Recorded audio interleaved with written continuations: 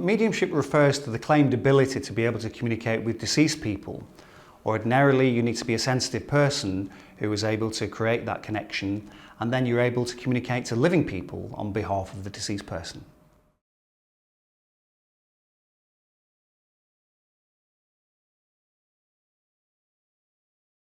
In research, researchers differentiate between two different kinds of mediumship. We have physical mediumship, where evidence of survival comes from physical effects like table rappings and knocks, or maybe physical movements of objects. And that contrasts with mental mediumship, where the evidence for survival comes from the things that the medium says. They might know intimate things about you and your relationship to the person, experiences that you've shared together, that they seem to have no other way of knowing about.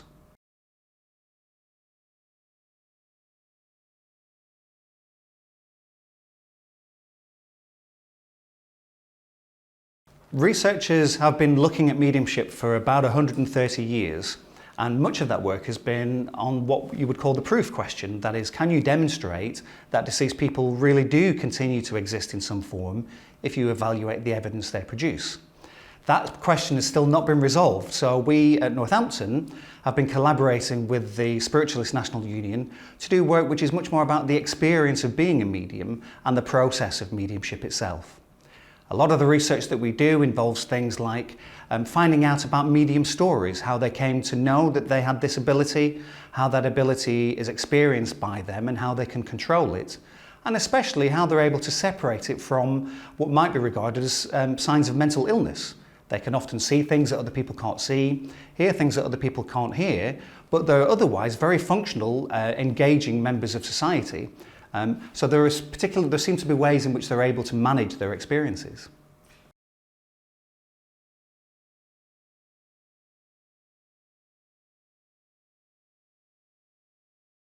So some of the early work that we've been doing with people at the Spiritualist National Union has been to explore their experiences, and we've been especially interested to discover that it's very common for people who identify as mediums to have had childhood experiences. So they might have seen something that might have turned out later to be related to their grandmother who'd already passed, something like that. And tellingly, that what followed from that point depended on the reaction of other people. So where they found that other people were sympathetic to the experience, they saw it as a sign that they were special or sensitive in some way, and that those experiences were cultivated, they had a very positive relationship with their experiences. For other people, their experiences were shut down very quickly by family members because they were concerned that it was a sign of mental illness. And what these people found was that they spent years and years struggling to suppress those experiences unsuccessfully, and ultimately it was only when they discovered mediumship that they found a way to understand what was going on and discovered a way to control it. When we speak to mediums about their history and how they came to be mediums, they often say that they've always been mediumistic, but they never really recognised that that was what it was. As children, they may have unusual experiences like seeing apparitions or hearing voices that they presume that everybody else experiences as well. And it comes as a shock when they discover that actually they're relatively unusual. And it may take them some time then to understand the nature of the experiences that they have. Perhaps by encountering other people who were part of the mediumship tradition, they might discover a way in which they can understand what's happening to them. That what's happening to them may be described as they're being sensitive to a spirit world, and that they can control these experiences by negotiating with their voices or negotiating with the apparitions about when it's suitable or appropriate for them to come through.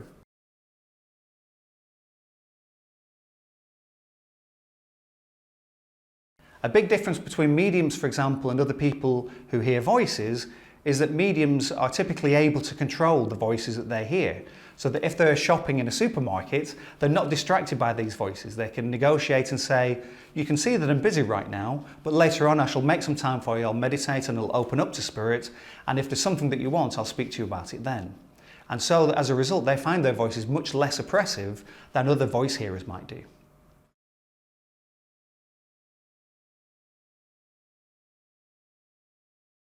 Adopting a mediumistic framework to understand their experiences gives them access to what we call psychological resources. And that includes things like having techniques or methods that allow them to open up to spirit and close down those spirit connections, and also to actively negotiate with spirit, typically through a spirit control, that gives them much more control over when and where those experiences happen. For example, some mediums have preparatory routines. They might meditate for a while, they may light a candle, they may send a prayer to spirit and open up in those ways. The important thing psychologically is that as a signal that from that point on they are open to spirit communication in a way that otherwise, without that introductory technique, they wouldn't be. And it allows them to differentiate or demarcate those different periods.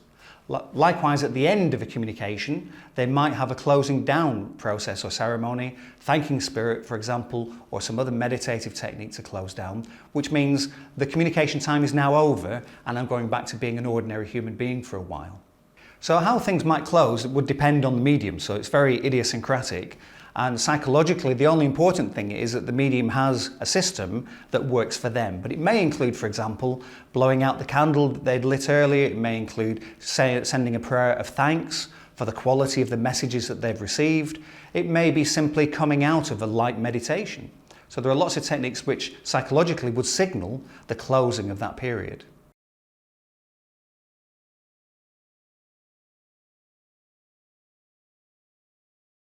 How mediums experience spirit connection varies from one medium to another. It can involve visual experiences, so they can see features of the person. There may be clairaudient, so they hear communications from the spirit world. Or they may have embodied experiences.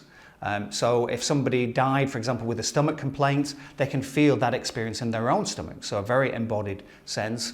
They might embody the personality of the person as well. They may feel very depressed and clouded, or they may feel very light and airy, very humorous, and these are typically interpreted as being the characteristics or traits of the person when they lived.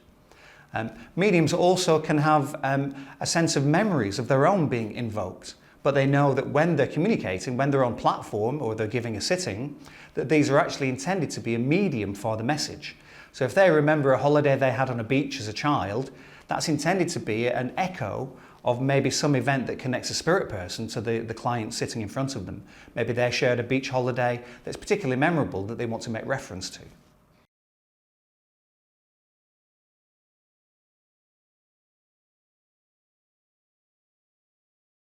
So it's important to stress that here at Northampton we're very interested in the psychological reality of the experiences. We're less interested in what you'd call the ontological reality. So if a medium claims to be in contact with Auntie Nellie, we take that at face value because there's lots of psychological work we can do about the experience of Auntie Nellie coming forward in spirit. But of course, many researchers are also interested in the ontological question. Is there any way to determine whether this truly is Auntie Nellie who's coming through? And we can gauge that, for example, from the quality of the information that's provided, how likely those messages are to be true for other people, not related to this particular sitter and this particular spirit communicator. So a lot of time and effort has been devoted to sifting through evidence, and in particular making sure that mediums have no normal means of collecting that information. These days with social media, people are very careless with personal information.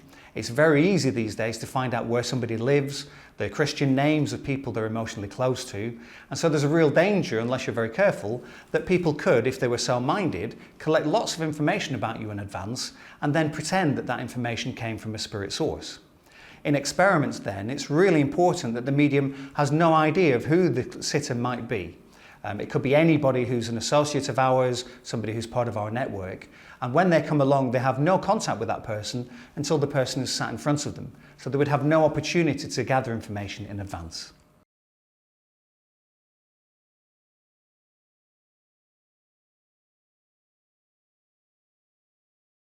So we've spent a lot of time with practicing mediums trying to introduce them to the scientific method. And part of that education is about the various ways that science can work. It can involve experiments, but it can also involve interviews and surveys. Nevertheless, the only research they want us to do is neuroscience. They want us to gather measurements of brain activity and relate that to their practice.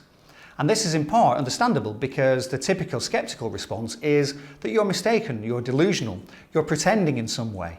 When you think it's spirit coming forward, it's in fact just your imagination. Well, interestingly now, in Northampton, we're looking to replicate an American study which has addressed that exact question. So when we monitor brain activity, can we tell whether there's any difference between how the brain is operating when mediums are attempting to contact spirit, bring spirit forward and bring a message, versus other times when we ask them to actually just imagine a dead person or create an imaginary person who never lived, and see whether the activity we see, particularly in the visual area at the back of the brain, are there tangible differences between those different situations. As a precursor to that, mediums quite often enter perhaps a light trance or maybe even a deeper trance when they're doing things like healing. And again, the standard skeptical response is they're mistaken, that in fact it's just their imagination and they're not entering any trance states whatsoever, that they're still in their ordinary waking state of consciousness. So some of the early work we've been doing using EEG, so electroencephalography, has been to measure brain activity as mediums shift from one state to another. And the evidence is quite compelling that yes, objectively something really is happening. It does seem to go beyond imagination.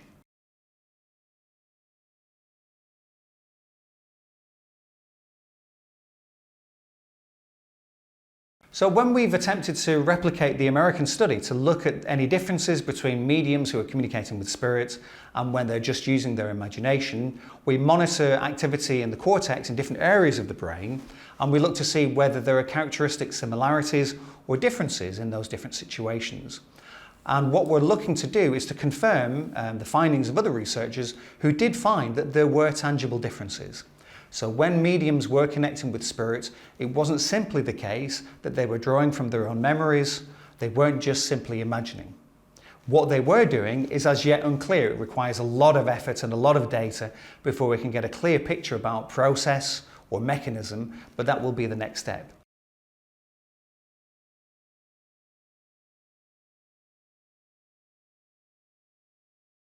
So the American study was intending to look at exactly that question. Can we differentiate between mediumship where we're bringing spirit forward, we have a real connection, spirit connection?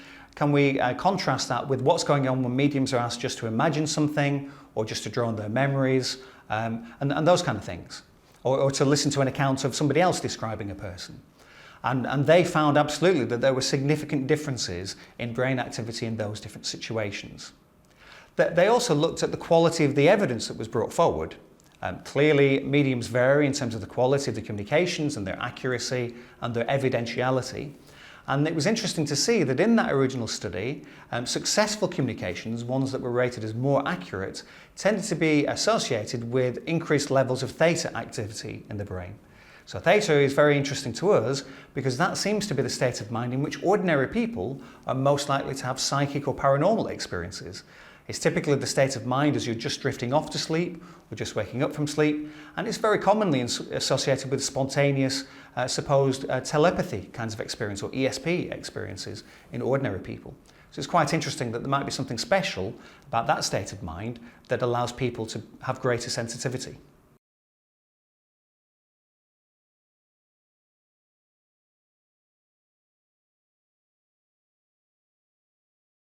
There seems to be a taboo in mainstream science against engaging with these kinds of claims or experiences. This, in my opinion, is a mistake. Lots of real people have these kinds of experiences. A survey that we conducted recently showed that 9.5 million people in the UK have some belief in mediumship. They believe that mediums may be able to communicate with the deceased.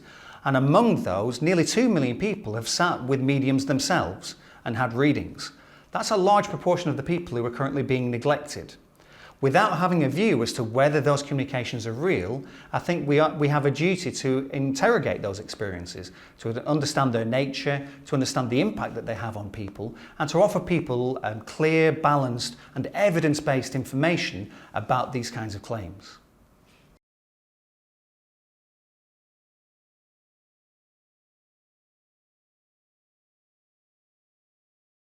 Another unusual phenomenon that some people would regard as paranormal is non-contact or distant healing.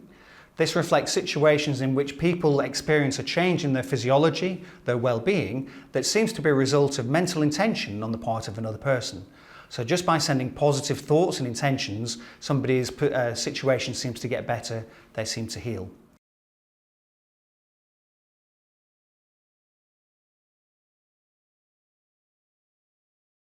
The most obvious example of this might be intercessionary prayer. So Christians, for example, might commonly pray for somebody who's unwell, who's part of their congregation, and the expectation is that those prayers will have some benefit. But in the UK now, there are very many traditions of more direct, energetic healing, Reiki and Jo Ray and so on, that people are very interested in and that they believe has an impact on them. In the UK again, national surveys show that 9.5 million people believe that healing is possible by these methods. And among those people, 3.8 million people have actually visited a healer at some point in time, with 2.25 million people visiting those healers on more than one occasion. So clearly believing that there's some benefit from these alternative practices.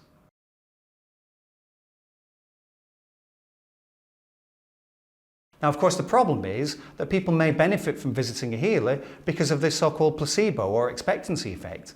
That is, if you see somebody and they intervene on your behalf, you expect to get a little bit better, you can draw on your own resources for healing, and you do experience a benefit. That can be addressed scientifically by running what are called randomized controlled trials. So these are experiments in which, and they're very standard in medicine, these are experiments in which people are allocated to either a healing condition or a placebo or a control condition where they don't receive any healing. And crucially, they're randomly attributed to one of those groups and they have no idea of knowing whether they're in the active condition or the healing condition. And what we do then is we monitor their well-being for the process, the duration of the study, and at the end we can make a comparison between the truly healed group and the one who only thinks that they've received healing. And typically people in the placebo very often believe they were in the healing condition after all. So they often show a bit of a benefit.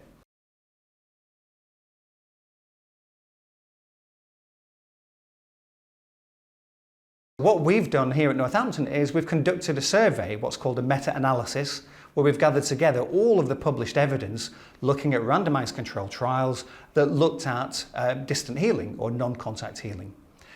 And although the effects are very small and they're very variable from study to study, because the study quality is not always consistently high, nevertheless, our conclusion was that there is a small but significant, highly significant effect in those published studies.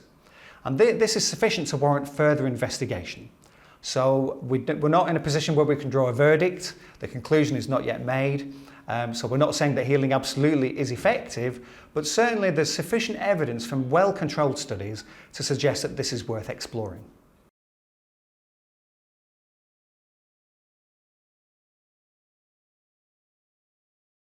So one of the problems with working with human participants in a healing study is that they have a large circle of friends and family who might also be sending them good intentions. They might change their behaviours as a result of being involved in a formal experiment. And those add lots of variables which make the outcomes less clear-cut.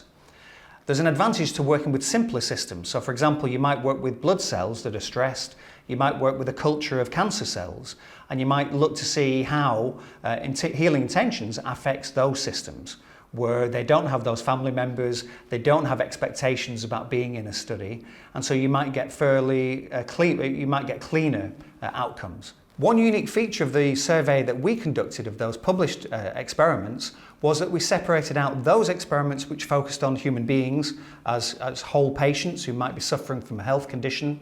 And we looked at other studies which involved, for example, tissue samples or animal models. They might work with mice and things like that. And in that situation, it allowed us to work with subject matter that didn't have expectations or hopes for the future, didn't have family members praying for them. You know, if you're a tissue culture of cancer cells, you don't have relatives hoping that you stay well. And in that situation, what we found was that even there was a difference, a significant difference between the healing conditions and the control conditions.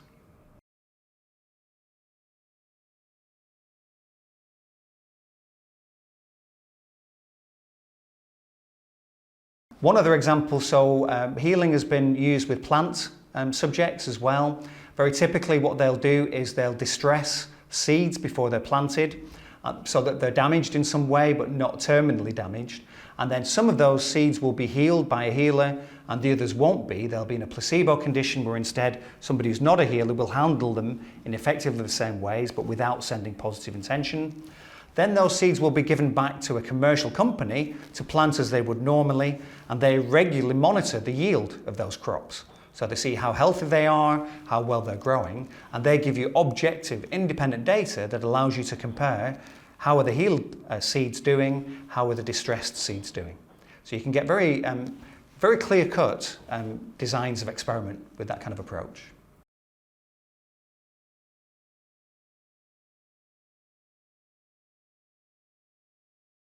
Spontaneous cases are situations in which people have some kind of anomalous experience unexpectedly. So they're not trying to have an experience, they've not agreed to visit somebody who claims to be psychic, they're not using something like a Ouija board or using some kind of technique to try and get something unusual to happen. They're just going about their everyday lives, and nevertheless, something odd happens. The kind of spontaneous cases people might have would include, for example, having a dream that they think later came true, having a sense of connection with somebody that they're emotionally close to, who's maybe at some distant location and in trouble in some way, maybe in an accident or something like that. Or they may have apparitional types of experience. So they may have lost somebody recently, be experiencing bereavement, and they may have the sense of that person having come back to them after death, perhaps to reassure them that they're still alive in some form, to reassure them that everything is okay now, no matter how distressed they were beforehand, or that everything is okay between them, that their relationship is still okay. Here at the University of Northampton, we're very interested in spontaneous cases and are looking at a number of collections of them. So for example, Alistair Hardy, who was a very famous UK biologist, was interested in religious types of experience. He collected over 6,000 letters from people describing experiences that had happened to them that they found particularly profound or meaningful. Many of these were religious types of experience, but some of them were parapsychological in the sense that they involved premonitions or telepathic connections with others, or they involved that experience of seeing an apparition.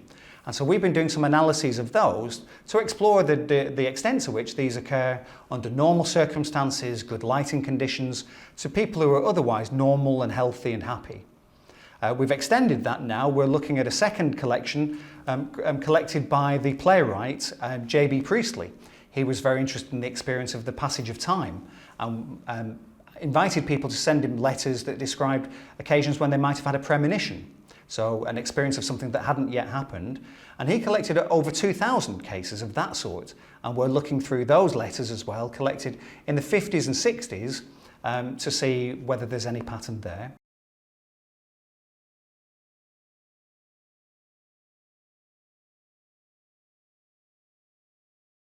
We've recently conducted an online survey of people who claim to have had after-death communications. So those are those experiences during bereavement typically where people think that they've experienced the deceased person in some form. So that might be quite a vague sense of connection, but still a real one for the people who have it, which we call a sense of presence. So there's a sense that they are with them in some way, there's a characteristic feel that they are nearby as they might have felt when they were nearby in life, but there's no tangible sign of that, so you can't see them or hear them.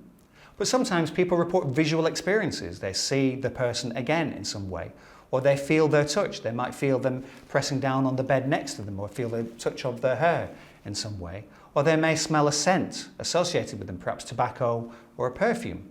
And on these occasions, typically people regard that as an indication, a communication that this person still lives in some form, that they're okay now, and they're coming back just to say that they're okay. They still have that emotional connection to them, they still love them, but they want them to move on and get on with their lives. So it gives them a sense of continued bonds, but at the same time an opportunity for closure.